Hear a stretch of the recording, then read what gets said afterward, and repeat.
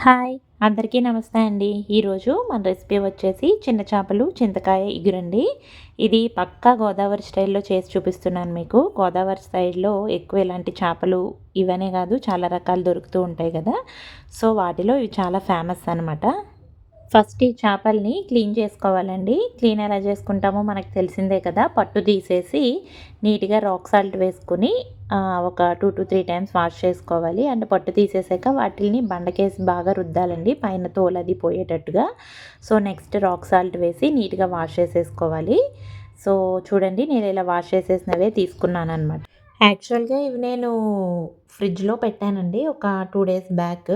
So, నేను ఫ్రిడ్జ్‌లో పెట్టేటప్పుడే కొంచెం పసుపు, ఉప్పు, కారం యాడ్ చేసి పెట్టాననమాట. సో, అందుకని అవి ఆ కలర్‌లో కనిపిస్తున్నాయి మీకు.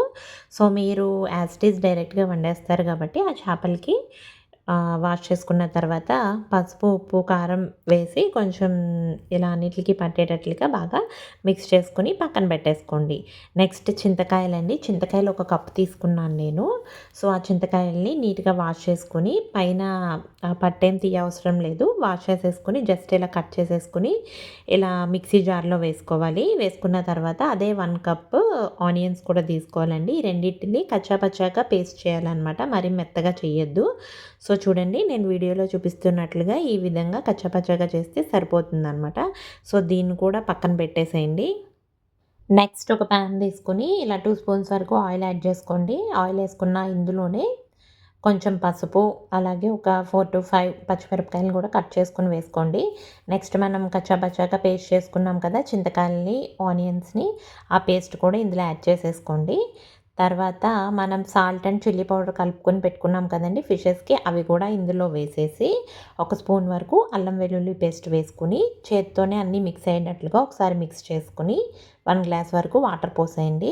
వాటర్ పోసేసిన తర్వాత మూత పెట్టి ఇప్పుడు స్టవ్ మీద పెట్టండి. విడివిడిగా ఆయిల్ హీట్ అవ్వటం, మిర్చి ఫ్రై చేసుకోవడం ఇవన్నీ అవసరం ఉండదండి.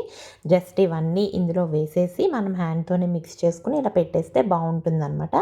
సో, ఇప్పుడు స్టవ్ మీద పెట్టేసి స్టవ్‌ని మీడియం ఫ్లేమ్ మీద పెట్టి ఒక 10-15 మినిట్స్ పాటు దీన్నంతా కూడా బాగా మగ్గనివ్వండి. 15 మినిట్స్ తర్వాత మూత తీసి మనం ఏదైతే మసాలా వేద్దామనుకుంటున్నామో జనరల్‌గా మనం చికెన్ మసాలాకి ఏది యూజ్ చేస్తామో అది బాగానే ఉంటుంది.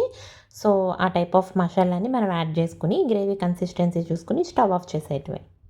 ఇంతేనండి. చాలా డిఫరెంట్ స్టైల్‌లో చిన్న చేపలు అండ్ కాంబినేషన్ విత్ చింతకాయతో మనం ఈజీగా ప్రిపేర్ చేసేసుకున్నాం కదా!